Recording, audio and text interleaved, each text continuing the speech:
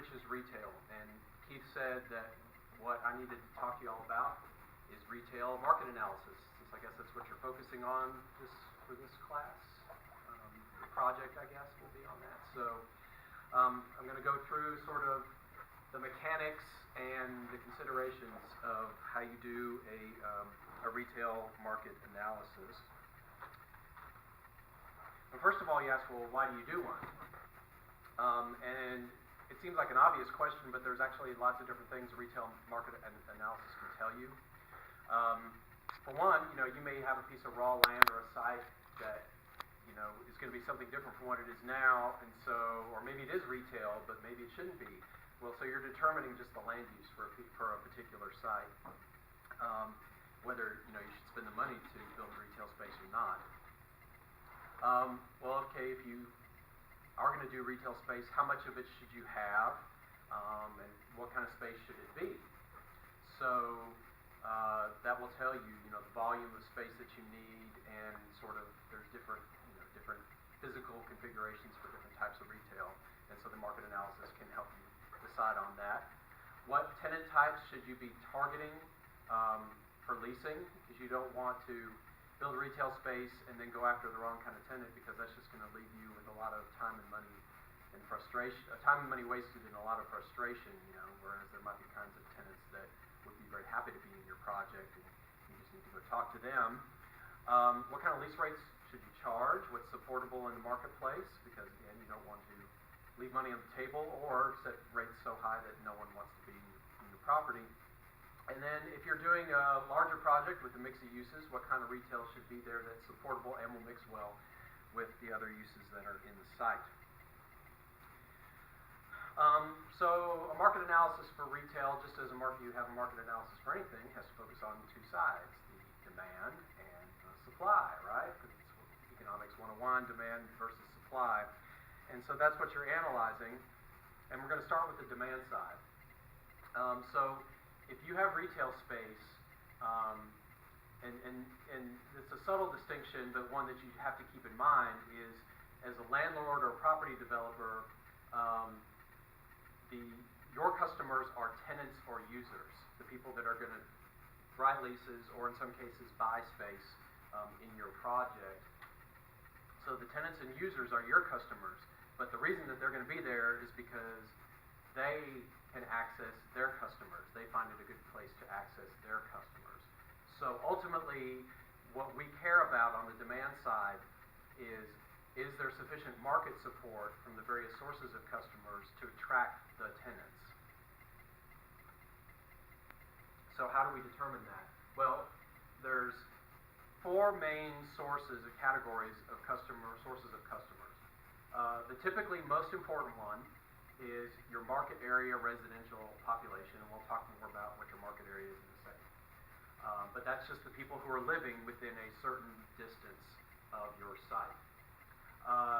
Then you have the daytime or non-residential population. That means people who are working nearby or people who have to be on site on a regular basis in close proximity to your site for whatever reason, because they're going to school or because they or their families are getting treatment at a hospital nearby, or for whatever reason they have to come to that area regularly. A third category is people who are just purely passing by and would stop in because they need something, and they may not live anywhere near, they may not work anywhere near, but they're just part of the passing traffic. So we call that convenience-oriented retail customers, or just traffic, nearby traffic volume.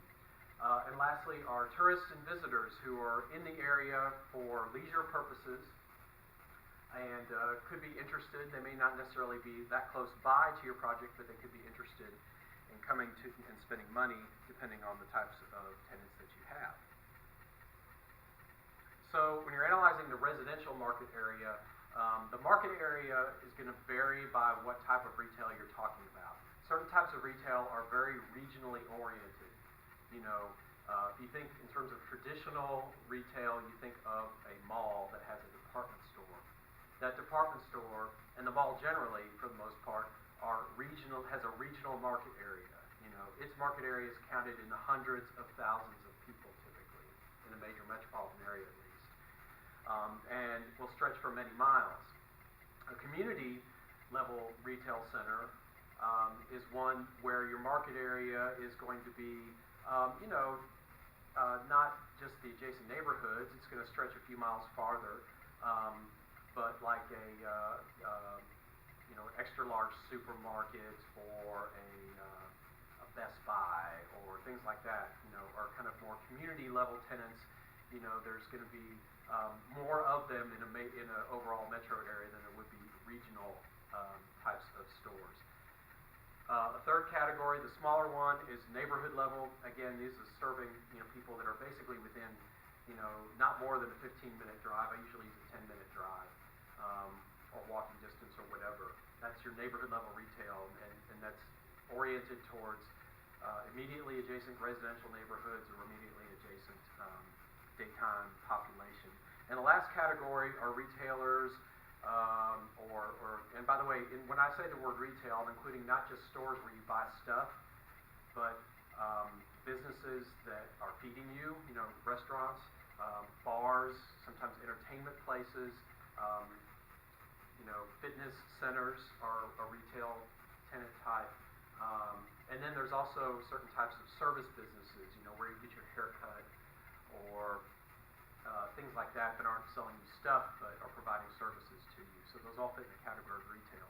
And so unique or destination type retail means that it's something that's extremely distinctive and whose market area, if anything, might be regional, but sometimes it's super regional. It's, hey, this is the place you go to get this particular type of thing because they do it best, or they're the only ones in this part of the state that carry it, or it's just an experience like no other, and that's why you go there.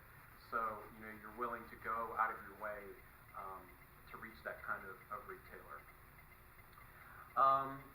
So how do we sort of define when we ultimately have to measure the market area, right? How do we define that? Well, there's different ways of doing that. You can look at, if you're a regional type of retailer, or if you're a tenant that's looking to locate, hey, we haven't been in the Houston market, we're thinking of opening, 10 stores, then you're looking at a metro level. Should we bother trying to investigate this? Then you're looking at a metro level market area, what's happening with the metropolitan area. More typically, for a particular developer or site, you're looking either at a radius or a drive time. It used to be radius was standard, where you'd say a 1, 3, 5, 10 mile type radius. How much residential population is there, and the other categories of customers that I identified. Mapping tools in the digital world have evolved so that it's much easier now to do a drive time analysis. And so, hey, neighborhood level retailer, should I locate here? I'm going to map the 10-minute drive time from my site and investigate the characteristics of that particular area. And so, at the surface level, you're just looking for things like how much population and households are there, but you're actually normally you're doing a deeper dive into those specific demographic characteristics for residential market area. So you want to look at not just, well, what's the total population and households in this area, but what are the trends? Is it growing? Is it shrinking? Is there going to be new development that I can talk to a local government about, and they're going to know, hey, this big new master plan community is going in here, and so it's going to dramatically raise the population here in the next 5 years. You're looking at the census, of course, is the gold standard of getting demographic information. There's also private demographic services that most people in the retail development and brokerage business subscribe to, some sort of private service that will give you, the census always lags by a year or two in terms of the kinds of population estimates and household estimates that they put out. A private service will make an estimate for the current year and usually offer a short-term projection. How accurate that short-term projection is, that's why we recommend that you also, talk to officials or knowledgeable people in the local area that might have that information that those services wouldn't have incorporated, like a new community being built. So you're looking for those kind of trends, but then you're also looking for things like what's the buying power of that residential population, what are their typical needs based on the kinds of population that it is, and what kind of preferences or tastes, consumer tastes, do they have. So this is where you get into the more specific demographic characteristics that are pretty important for a lot of tenant types. Really knowing the demographic characteristics of the area population that's a really important thing for them to decide whether they're going to locate in a particular development. They're going to want to know what's the age profile of the nearby population. Is it dominated by families that have kids? Or is it more young adults, or is there a big senior population? That's very important. Are they typically renters or owners? I mean, if you're Home Depot, right, you're going to look for a place that has a lot of owner-occupied households that are in owner-occupied housing, right? Because they're the ones that are going to be buying all that home improvement stuff. If you're renting, you're not doing as much. Household income, obviously, because that goes right to buying power. How much disposable income do you have to spend? That's also closely related to adult education levels. How far did you get? Just a high school education, or did you go all the way to a PhD? They want to know, because that not only correlates with income, it also says something about typically your taste and your preferences. Certain kinds of tenants are interested in the ethnic profile of an area, because that will also affect tastes and preferences. And then it all kind of gets wrapped up into this sort of fuzzy science called psychographics. I'll give you an example in a second, but it's sort of divvying up the population into different categories of people and households that have a sort of narrative associated with them. It's meant to say something about, again, their tastes and preferences as well as their income levels. And a lot of, I said it's a bit fuzzy science, but there are a lot of retailers that will pay attention to this. And here's just an example. I pulled this from one of our retail study reports that we did. You're getting the income profile of an area, comparing that to the greater region or Harris County in this case. How does this area compare? This particular area that I pulled the study from was kind of a very working class area, had a higher poverty rate, people of lower income, and so that's reflected here. So you can compare it to, compare it to the region overall. What is this area like? What's the share of family households? And that this particular area had been kind of losing family households and transitioning towards childless households, and so you can see, compares to a lower share of family households in the county. And on the right-hand side is this psychographics that I talked about, and I don't know how readable that is from where you're sitting, but I highlighted 5 categories here that comprise in this particular area, the largest shares of the population. It's not, for example, it's not CDS that is deciding to classify, a household data point into one of these categories. It's, again, private demographic services are doing this. It's just become very common, sort of a standard thing to do in the retail market analysis. So you can see, they're having a little narrative, American Dreams is a living example of how ethnically diverse the nation has become. Just under half the residents are Hispanic, Asian, or African American, multilingual, upper middle class comfort. According to this service, they estimate that a quarter to a third of the population in this market area falls into that category, and then they kind of divvy it out amongst the rest of the population in these other categories. So that's the residential population. When you're looking at the daytime or non-residential population, there are some sources that you can use.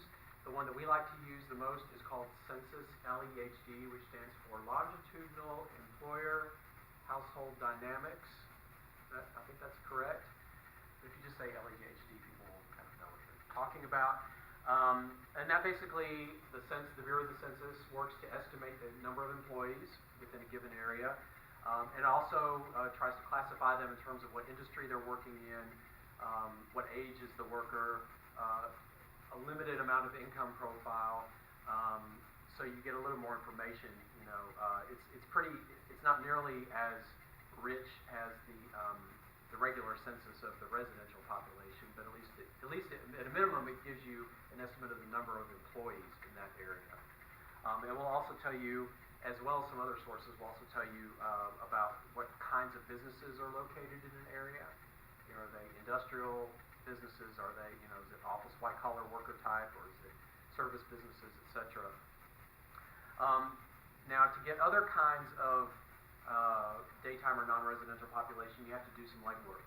So, you know, if you're near a hospital complex, then you need to find a source that will tell you how many people are employed at that hospital, how many, what's the typical sort of patient count, how many people are you know, visiting that hospital on a typical daily basis. So that there's not usually some, you know, demographic service or whatever that's going to provide that for you. You have to find that out on your own. You know, how many people are here at UH? You have to go look that up. How many students are coming here every day? And the other thing you need to be mindful of when you're getting this this population, this daytime non-residential population, is what are their patterns on a typical day. You know, are they coming? Are they staying? You know, they might pass through during breakfast time. Do they get much time for lunch? Are they, you know, running errands during the middle of the day? Do they have any time after work? That kind of thing. So you need to get a sense of what are the opportunities to have them come to your property to spend money. For convenience or traffic-oriented customers, your basic thing is just to get vehicle traffic counts. Typically, it's local or state government agencies that are doing that. If you're really want to spend the money, you can get your own counts done. They'll go out and put tubes across the road and do counts. You also need to find out what you can about what are the traffic flow patterns, because you know you're going to be on one side of the street. Are you on the going inside in the morning, or are you on the coming home side in the evening, or is it maybe it doesn't matter? There's traffic on both ways all day. In some locations, in really high density locations, like if you were in Manhattan or something like that, then you'd care about what are the typical pedestrian counts passing by your the front of your property. And so that's less common, but you know there are instances of, I mean, if you were at the ferry terminal, you know, in a busy ferry, you'd want to know how many people are getting on and off the boats typically. Last category, tourist and visitor. You know, you're assessing, you know, to what extent. It's not as big a deal here in Houston. We're not a big tourist town. But then you go down to Galveston, and it's a very big deal, because that's a lot of who's spending money in Galveston are people who are there, you know, tourists or people on their leisure time. So trying to get some sense of the volume of visitation to a place. Do they have large convention or meeting facilities where you're bringing in big groups of people who might be on an expense account and, you know, can go out for dinner or want souvenirs? What kind of lodging hotel room inventory is there, and how well occupied is it? And then are there tourism agencies like the State Tourism Agency here for Texas, or the local Convention Visitors Bureau, that can give you data on the profile of the visitors, and might have some data on how much money they're typically spending on dining out or shopping or things like that. So that's data that you can go try to collect if it exists. And in Texas, actually, the state agency does collect data, does surveys, or they have. I haven't checked actually in the last year or two, but I used to get data on typical amounts of daily visitor spending on various categories of stuff. So those are things that you can go look up. So that kind of covers, you know, collecting all this information on the demand side, you know, the end customer side.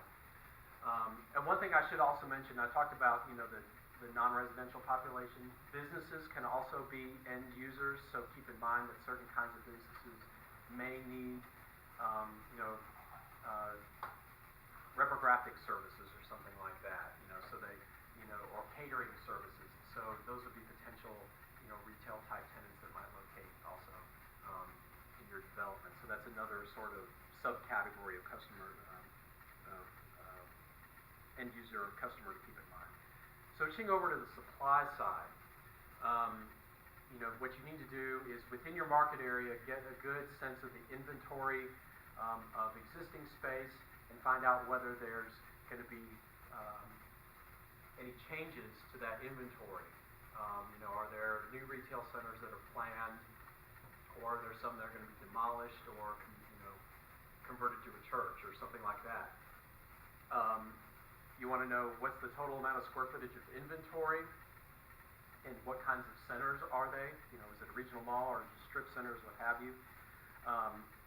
What are their levels of occupancy?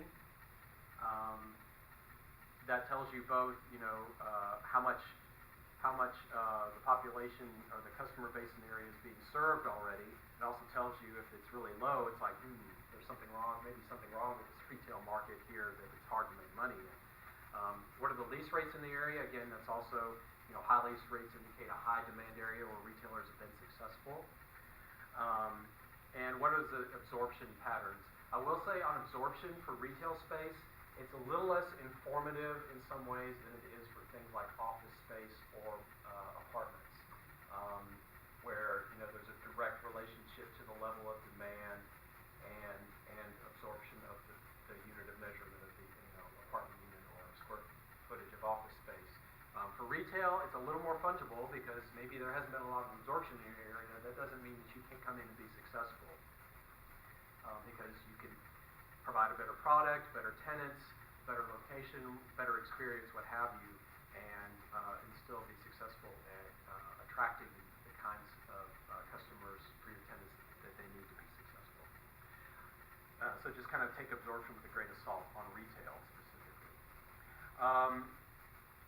You also want to look at not just the space that's there, but who are the the occupants in that space, both the existing, and if you have information on businesses that are coming to the area, the users, retail space users coming to the area, that's important as well.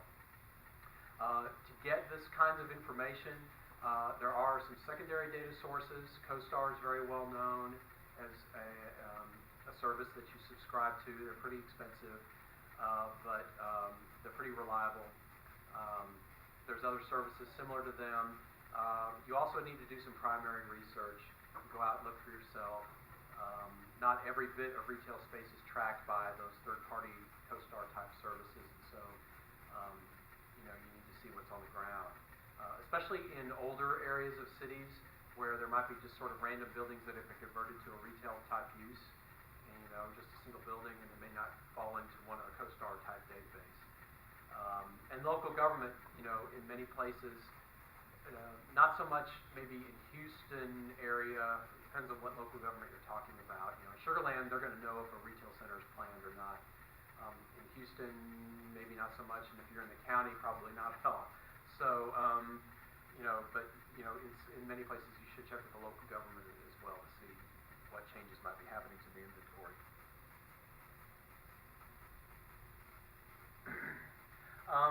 So you get a sense of what that inventory is and what's happening with it. Then you kind of look at how does it lay out in your market area. And I probably should have put a map here showing like where we've mapped, you know, here's all the existing, you know, retail centers in this particular market area. Because you want to see for the market area that that you're serving, you know, are they pretty central to that market area? Or are they sort of peripheral, where they might be drawing some from your market area, but they're probably also drawing from, you know, someplace that's away from where your site would draw. And so maybe that might leave you an opening to be able to capture more of the market area. So you look at things like that. And then the other aspect of the existing inventory that you look at is how well are retail businesses in the area performing. And in Texas, and probably in most states, you can get that data from the state, where because businesses have to pay sales tax, they have to have, you know, a sales tax permit, and they have to send their information on their gross revenues and taxable revenues to whatever agency, you know, usually the state is controlling that sales tax. And so, at least here in Texas, and probably most places, you can get down to the zip code level because they're working off the address of that particular permit holder. But you generally, unless you're getting permission from a local government, going through a local government or something like that, you can't get below that because they don't want to give away information on a specific business about the sales performance of a specific business. But at least you can get down to, you know, county or city or zip code and find out what are the trends in retail sales and you can provide, are you familiar with NAICS codes? You all know what those are? National Association of Industrial, I can't remember, classification system, something like that. But basically all businesses have a NAICS code, and it sort of is a nested thing where, you know, 2-digit or 3-digit or multi-digit, you know, it gets more and more specific as the type of business. But on the right is a chart, you know, where we've gathered data for a specific zip code, and said, okay, for these different categories corresponding to certain NAICS codes, what have been the gross sales trends in that zip code, so you can see which businesses seem to be improving or not, and as well as some other, you know, information like I talked about, getting a sense of the inventory of the types of spaces and the types of businesses that are in your market area. So that's all information that you should collect. How do you competitively evaluate the supply? Because that's important to, you know, figure out, you know, hey, I can play that game too, or oh, there's no way I'm going to beat these other properties and businesses out for attracting customers. Key things that you want to evaluate are, how does your site compare to these other locations in your market area in terms of the visibility to your potential customers and how well they can access them, you know, sort of the transportation connections, how easy is it for them to get there? What are some of the qualitative factors that you may or may not have an advantage in, like the level of security? People want to feel safe when they go to a store or restaurant, whatever. You know, design and atmosphere, is it something that is particularly welcoming or warm, you know, and inviting? It's amazing how quickly retail center designs can start to feel outdated. So, you know, can you beat them with a newer, better, you know, more current type of atmosphere? And, you know, are the other centers have just physical issues with the condition of their property or the type of space that they offer? You know, retail space does obsolesce. I mean, there's been an issue over the last, you know, 10 years where lots of different kinds of big box tenants have gone away, and that space is not conducive to reuse very easily, and so it's become obsolescent. That's why you see it being converted to, you know, community colleges and libraries and things like that.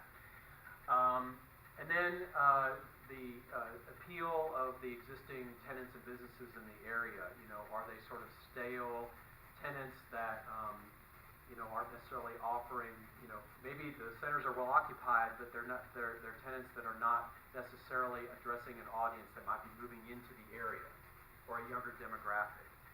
And you have an opportunity to sort of get tenants that would, you know, separate themselves just on the basis of their own business model and the products or services that they carry. So you've collected a lot of information. Once you've done that, you can conduct a quantitative analysis that will give you a sense of, okay, based on the numbers, what are they telling me about how much room there is in this market, you know, sort of on its own for me to come in and bring some retail tenants into this space. Here, what you want to do is quantify the market area buying power in various types of store spending categories. You can get that data again from secondary, you know, subscription type data sources. We'll calculate it, or you can calculate it on your own. I just showed you that gross retail sales data from the state. What you want to do is, like, say, if you say, hey, I think this zip code over here has a really good, they seem to have a really healthy retail market. You know, it's really reflective of the kind of market I'd be serving here. I'm going to look up their statistics from the state for those spending categories and find out what the level of retail sales there are there, and divide that by, like, the number of households in that zip code.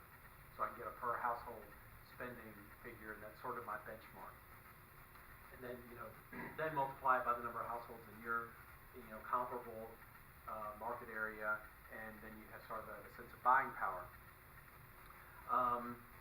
Then what you do is you compare that to the actual counts of number of businesses or the spending levels, again, that you get from the state, the actuals that are happening in your area. So basically you're figuring out, is there a gap between what the theory tells me should be spent, you know, at retail businesses in my market area, or maybe, you know, they're actually pulling more sales in from outside than would be expected, in which case there's probably not room for me to come in, at least in those categories where that excess spending is. And so that's called a gap or leakage analysis. Is this area leaking sales to other areas? Meaning I could try to capture them in my development. Also, over/under analysis based on what businesses typically, the level of spending they typically need to survive. Is there a deficiency in the number of those kinds of businesses in my market area? Or are we over the count that would be expected? And so, all that has to be adjusted by, the typical, like a fast food restaurant, really needs a pretty high level of sales per square foot, whereas a secondhand clothing store, they can be profitable. They probably have to pay low rent, but they can be profitable at a much lower level of sales per square foot. And so different businesses have different sales levels that they need, and different store sizes as well. So you have to make adjustments for that. There used to be a publication called the Urban Land Institute Dollars and Cents of Shopping Centers that surveyed shopping centers and gave information on sales per square foot in various categories, typical store sizes, and that type of thing. Unfortunately, that's not published anymore, so you have to go get it from other sources. That's kind of hard information to get, but you need to develop a sense of what a business is going to need and what kind of typical store size would be desired for that kind of tenant. Here's an example, calculating leakage, where the gross sales. That gross sales columns means, in theory, this is what should be being spent out of the population in this area. Here's the next column, aggregate expenditures, telling you what's actually being spent. I'm sorry, reverse that. The gross sales are what's actually being spent. Aggregate expenditures meaning what we think the households or the people are spending in this market area. So when you have aggregate expenditures higher than the gross sales, then there's leakage happening, and that's that third column of numbers. Or if there's a surplus, that means people are coming to the area from outside to spend money. And then you can divide that to get a per household number. That's the final column in that table. And you take that number and you say, okay, here's the current leakage per household. If I'm able to, at my site, if the tenants that would be on my site could capture 20% of the main market area and another additional 10% of nearby, slightly farther away market area of this leakage, and based on how much sales per square foot that kind of business would need, how much extra square feet would be supportable? What can I support on my site of that particular business category? And so that's what's calculated here. You can see how that kind of goes across the table, and you end up with different amounts of square footage that you could accommodate, or that's kind of in excess, meaning you're not going to pay much attention to those. This particular area that I took this from, it's kind of definitely a lower income area, but one thing they've got is really great Mexican restaurants, and people come in from outside the area to eat there, and that's why you see, there's actually not leakage of food services and drinking places. They have an excess, and do I really want to try to hone my way into that market where it's pretty crowded?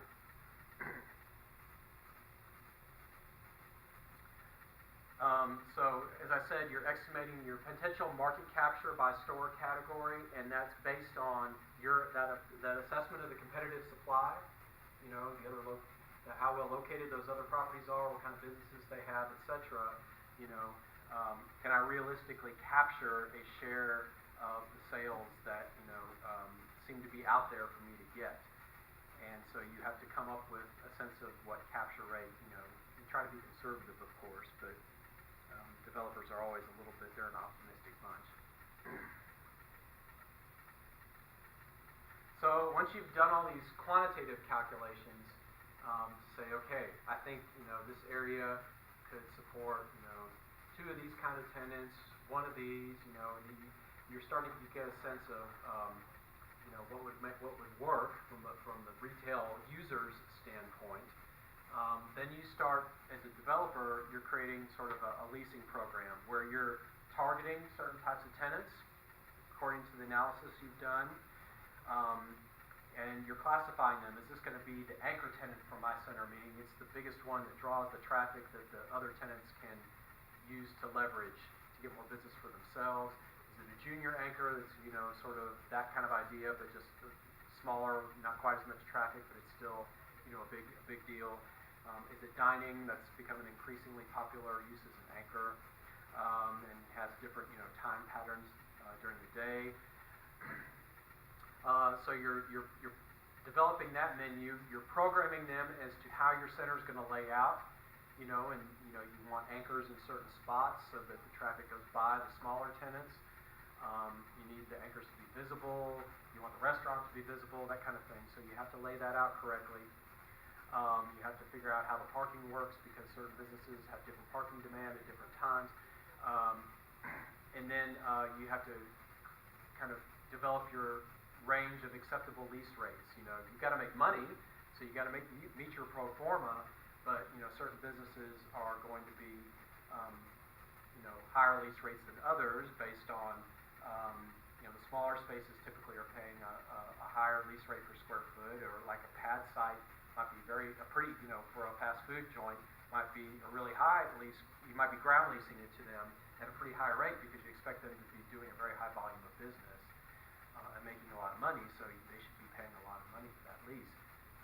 On the other hand, your anchor, you might be practically giving away space because, you know, nothing else will happen unless I have that anchor, and I'm basically almost indebted to them for coming to my project. And so that's not uncommon to basically practically give your site to a grocery store, for example, which is the most popular anchor there is.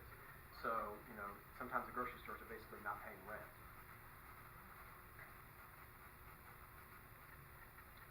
Some other things that affect the way you do your tenant program.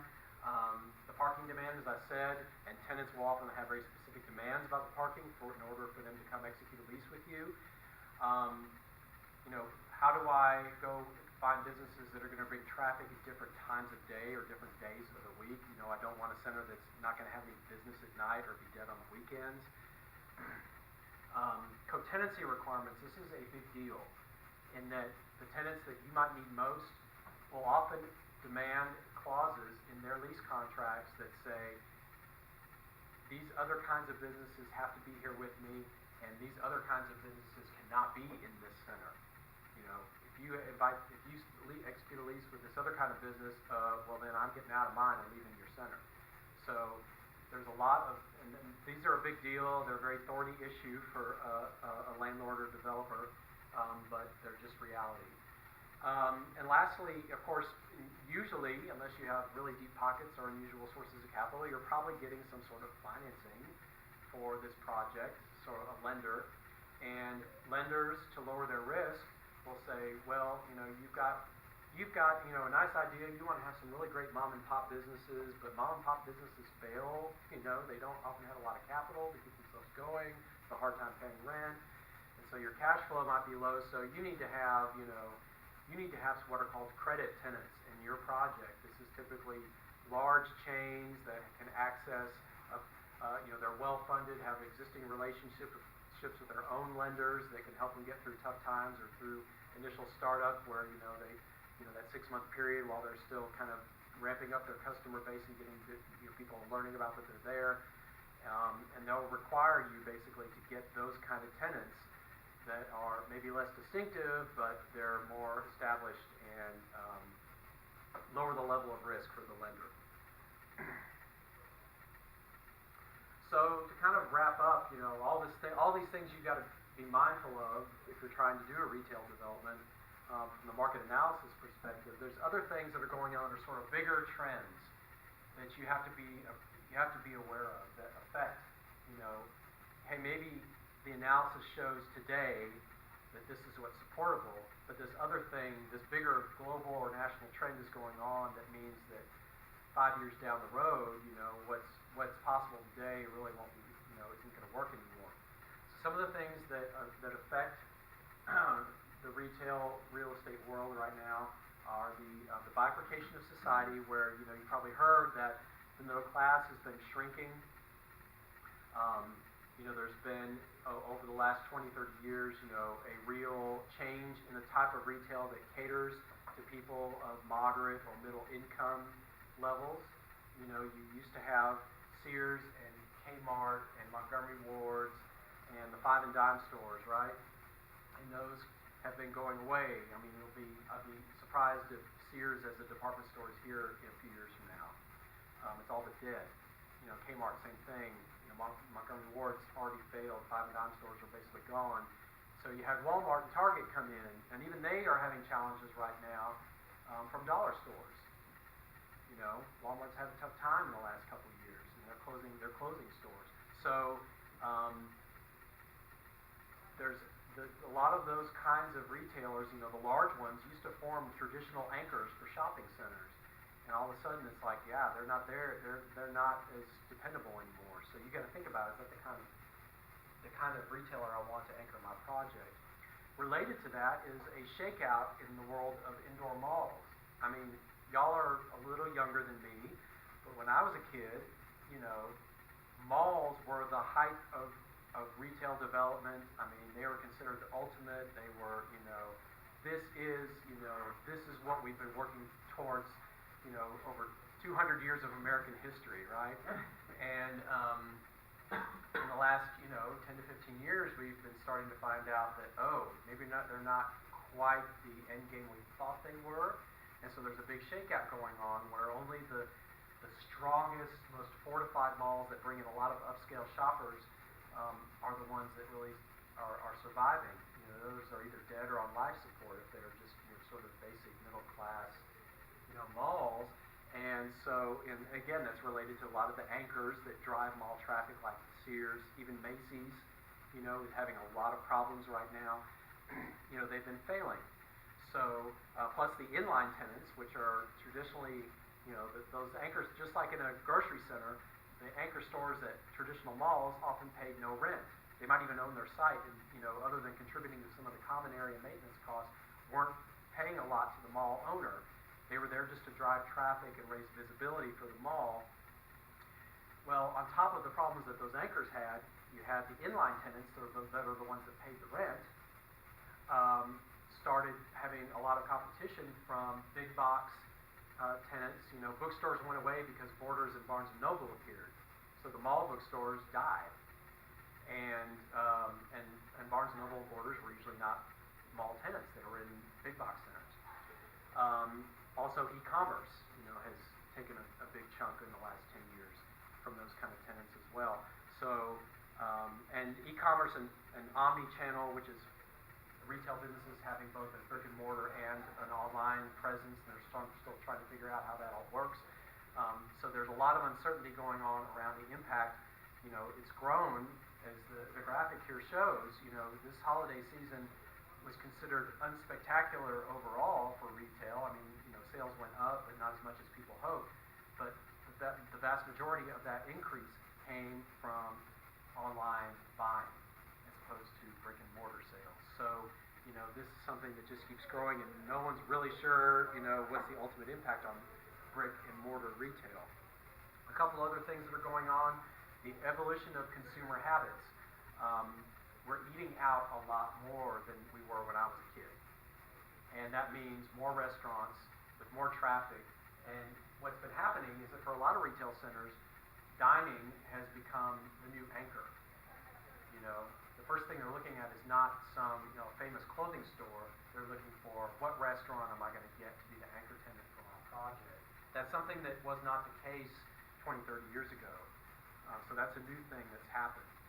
The renewed growth of urban living, and so now you have people with disposable income have been moving in, you know, significant amounts back into the center of cities where retail had abandoned before, and now you have all these people that, you know, can spend money on stuff, but you don't have, you know, once the retail world had settled into sort of the big box and indoor mall configuration, they didn't really know how to go back and do retail like it was 50, 60 years ago. And so now they're trying to figure out how to reconfigure themselves to go back and capture some of that spending that people who, you know, all these people with money that have moved back into cities. Because you don't have the kinds of sites typically in most cities. In Houston, you can still find sites where you can do a big box center and things like that. But In a lot of cities, you can't, and so having to adjust their models to be able to handle that. New formats that weren't seen before. The urban shopping model has been transplanted to suburban locations in the form of lifestyle and town centers, and those things did not exist before like the mid '90s. And now they're we have some very successful ones here, and some retail chains, that's primarily where they're located almost. That's the kind of environment that they want. And so they've been shown to generate a lot of sales per square foot, get people to stay a long time, which means the longer they're staying, the more likely they are to spend more money while they're there. So this is a format that we do expect to see more of. And then outlets. They've been, the outlet model has been around a long time, but in the last 10 to 15 years, it's really gotten refined. And big name retailers now have their outlet version. You have, Off Fifth, you have Nordstrom Rack, Macy's is coming out with their outlet model. They develop, specific clothing or other product lines that go direct to outlet, basically, and never even appear in the main full price store. And the actual type of outlet centers have been changing to almost that sort of outdoor mall type format. If you've been to the one in Cypress, the premium outlets, or the one in Texas City, which is the same developer basically, now they've really come up with much more sophisticated physical formats for outlets. And so it's interesting to see, how those are evolving and how much of retail spending they are capturing that might have otherwise gone to more regular full price retailers. Everyone talks about millennials, and they are a big demographic bulge. So I guess y'all probably fit in the millennial category, most of you.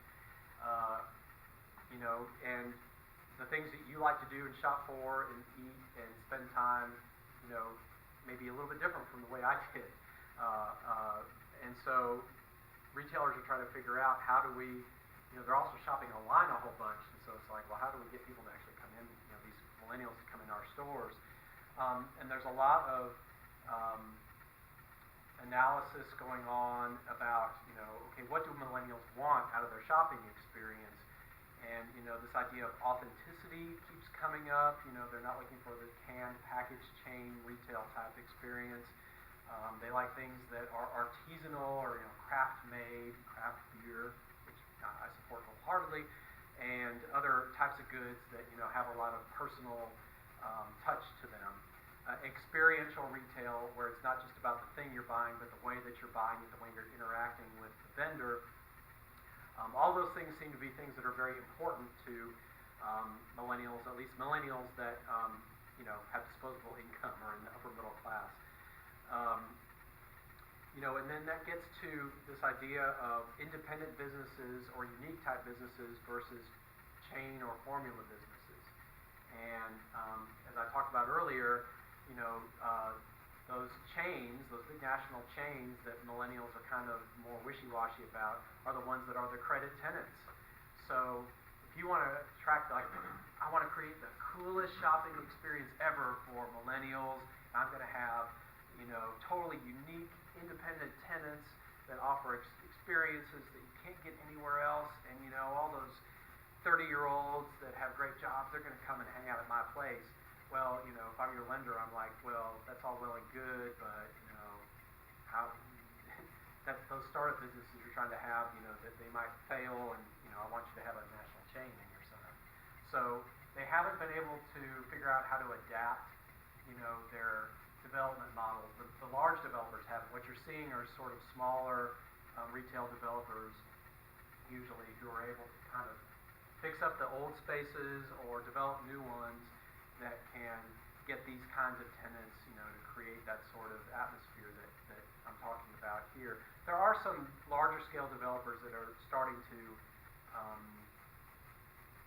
figure out ways to adapt. But again, with new retail space, if you're building new, that space is going to probably be more expensive.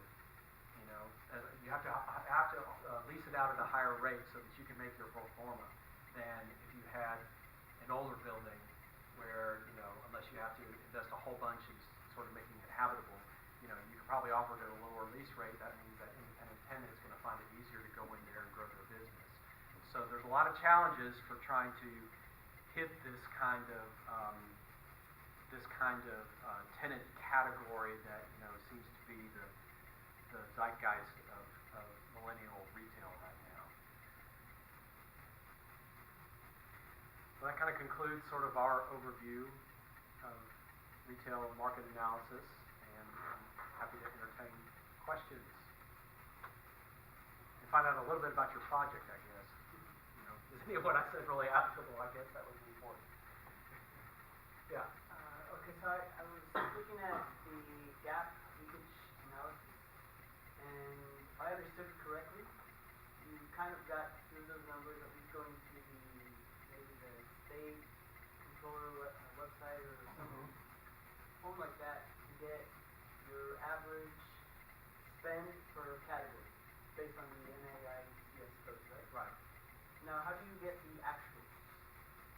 Well, it's not you are calculating the average from the actuals. For example, you're saying, Sugarland, they're a city that has really healthy retail market, and I think their household and population profile is very similar to my market area or what my market area is going to be. Therefore, I'm going to go get go to the state controller, get the actual retail sales for the categories of retail that are in Sugarland, and get find out how many households are in Sugarland, get a per household number, and that's what I think my market area is going to be able to support.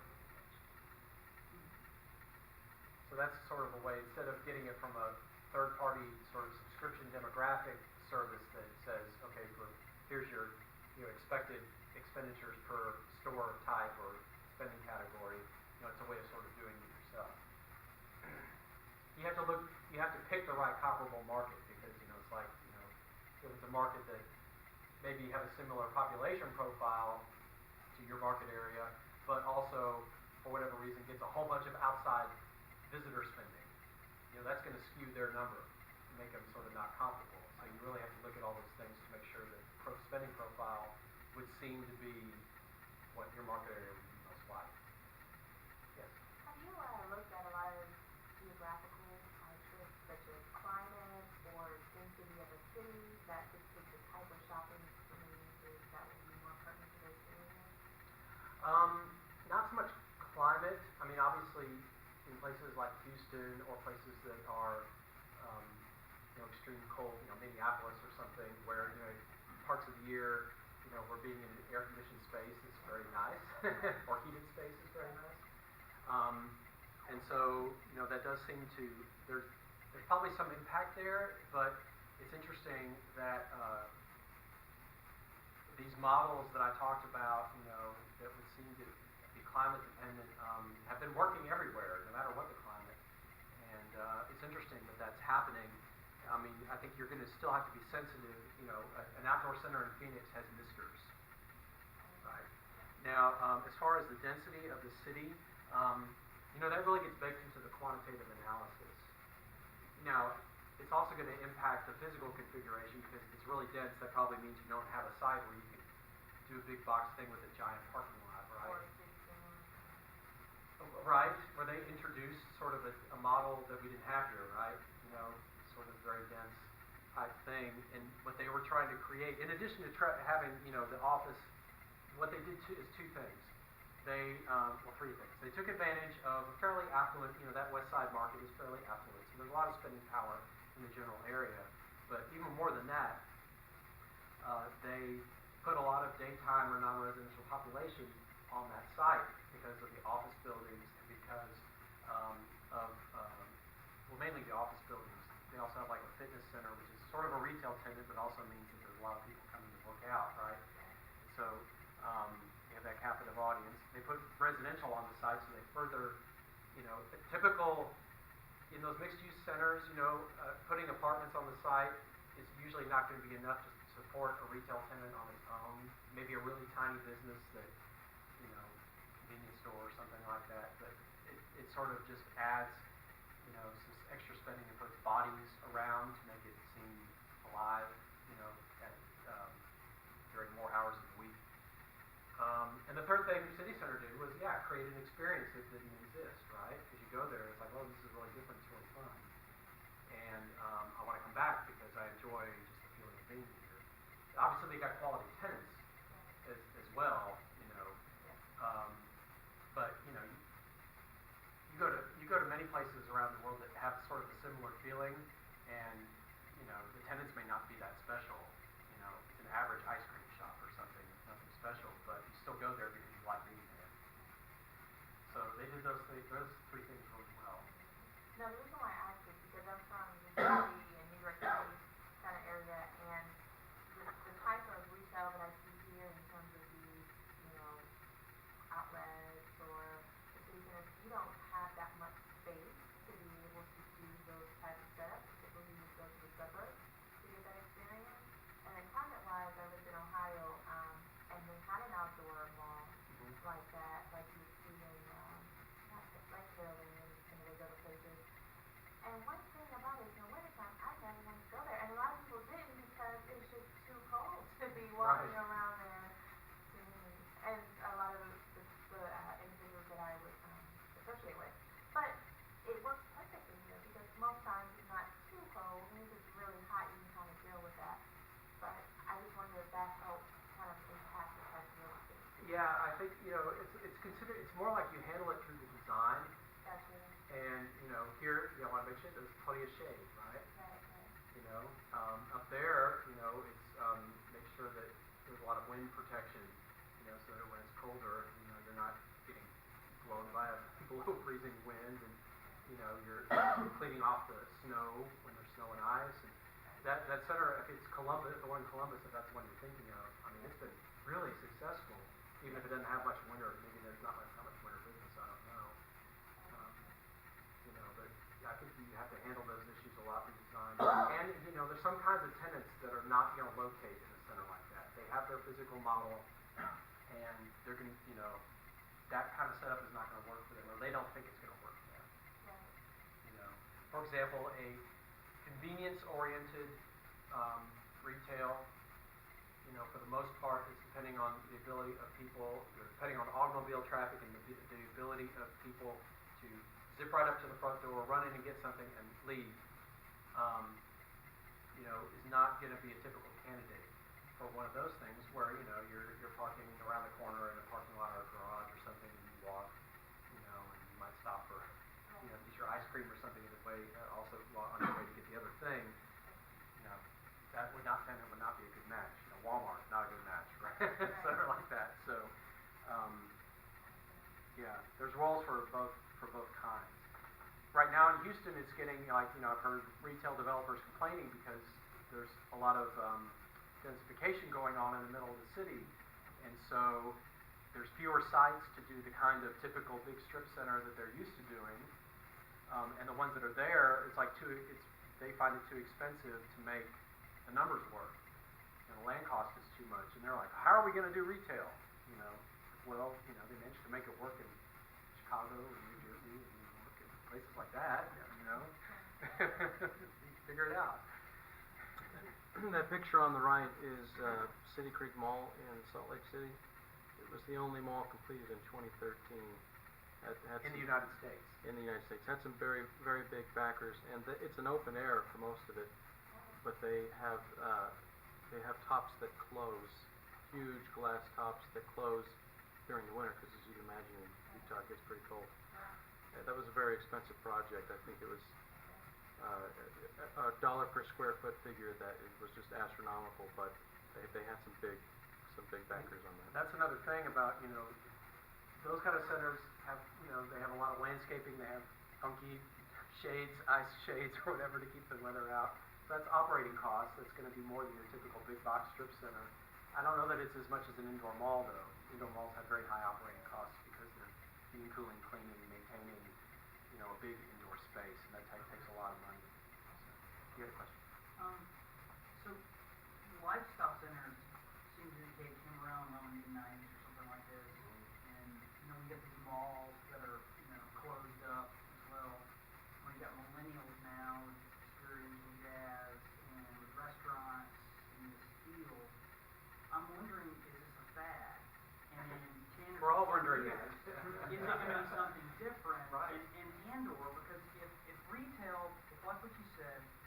retail these rooftops, but what's under the roofs really matter, depending on your retail tenant, then, I'm just thinking like, I read an article about lifestyle that said if you have a lifestyle place, but all of the tenants are like, oh, Coldwater Creek and all those places that Which is appeal- gone now, by the way. Yeah, exactly, that appeal to like an older generation, then your young person is not gonna want to go there. Right. Even if it offers a cool experience, again, it's not relevant. Right. So I guess I'm just wondering, like, Or like what happened, what are your or what thoughts happened on in, lifestyle? I'll tell you, in the early 90s, it was like big box explosion. That was a new format. Okay. You know, not that Walmart and Target didn't exist before, but all those other categories, you know, the big bookstores and the giant shoe stores and electronic stores, those really didn't exist. Right. And so the idea of a power center, a big box power center, was a brand new thing in the early 90s, and people thought, this is it. And, you know, they started popping up everywhere. And there's still some being built, but way, way, way less than there used to be. And a lot of the tenants that went into those stores, you know, have disappeared.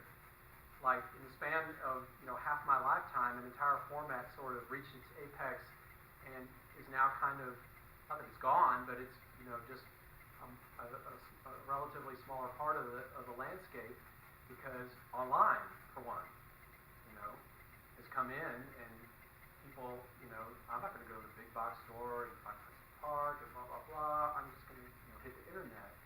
I mean, you know, Barnes & Noble, you know, they're trying to hang on, Borders already went away.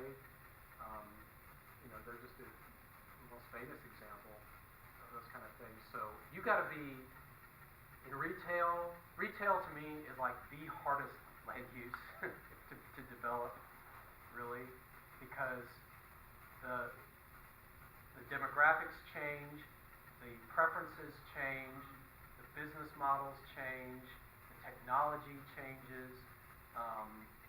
I mean, you got to be on your game all the time, and yet, you know, you're locking yourselves into these multi-year leases, and you're just hoping, it's like, okay, I'm getting this tenant, it seems to be really hot. I hope this tenant, you know, 5 years and 7 years from now may not be anymore, and that's not your fault.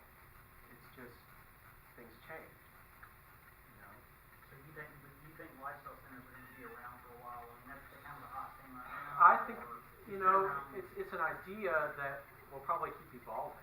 okay. You know, I mean, initially, a lot of them were being developed with like people saying this is just a mall with a roof off, right? It's just the same idea, but you know, there's no roof, it's all retail, and there's a big parking lot around it. And then they started changing, you know, where you started adding more office space for retail or other things. You started getting the city center type of thing.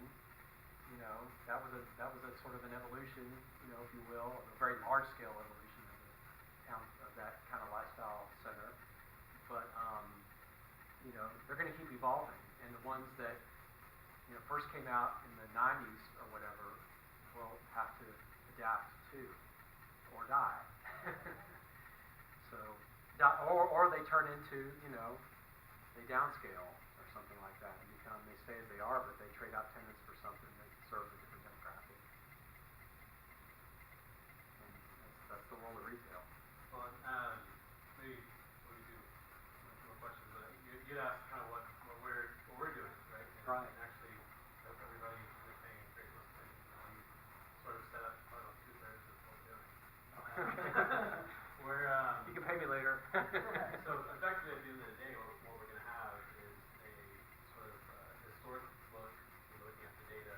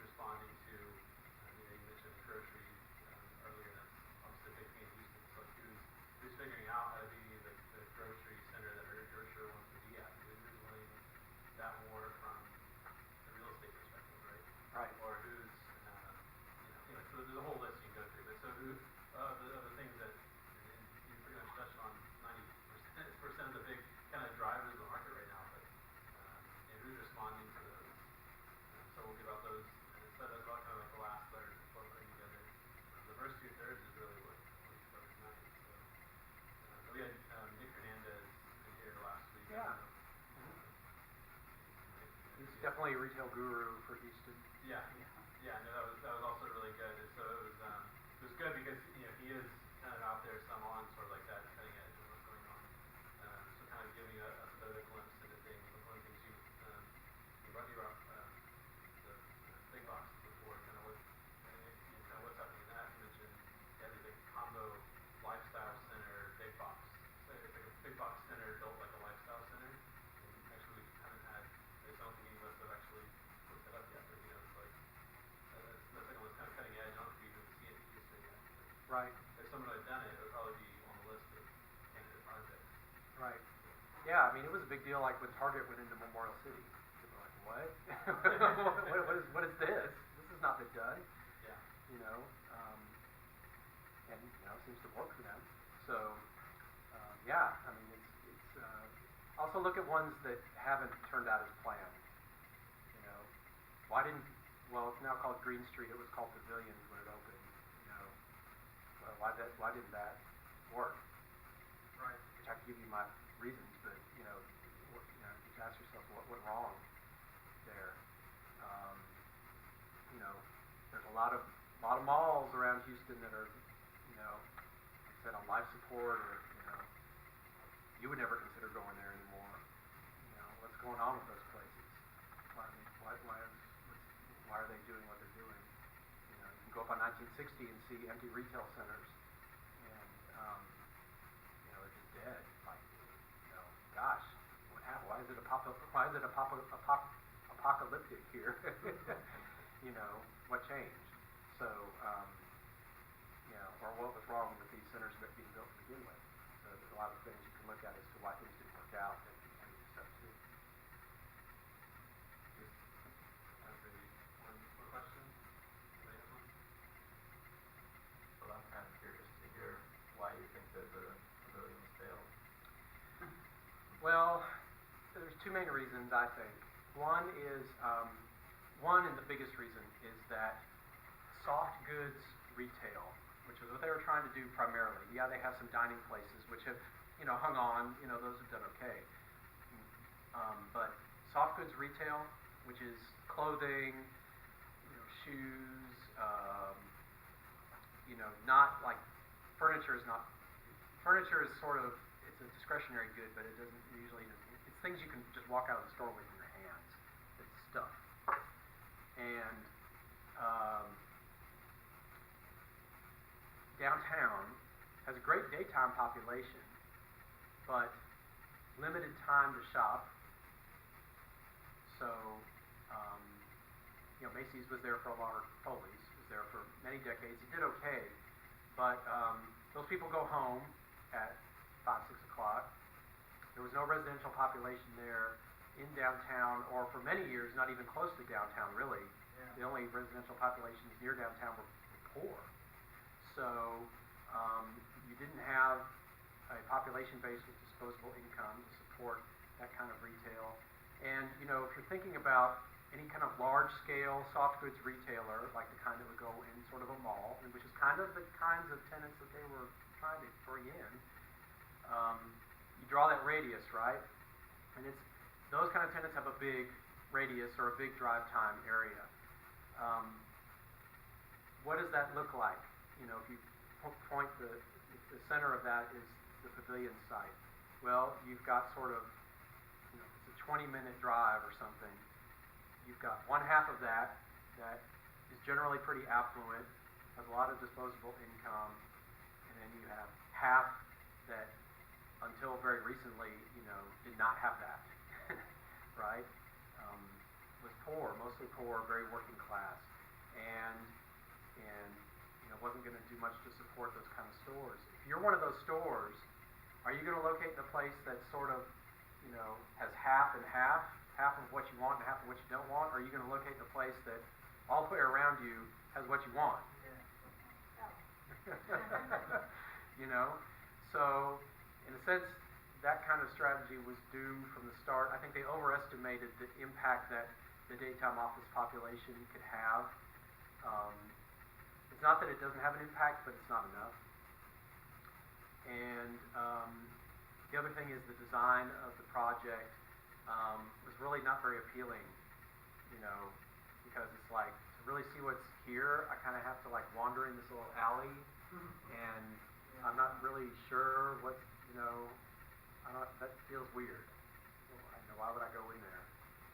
Instead of having things face the streets. We have small blocks here, so it's not like you needed to create a new street necessarily. So, I think the design was also problematic, and, you know, the current owners of it, who are very savvy local developers, are doing trying to do a lot more to sort of, make that interior space more inviting, but also make the outside of it much more visible and inviting, so people, you know, will be attracted to it, you know, face more things to the outside. So, they still got their work cut out for them, you know, having the hotel will help, but,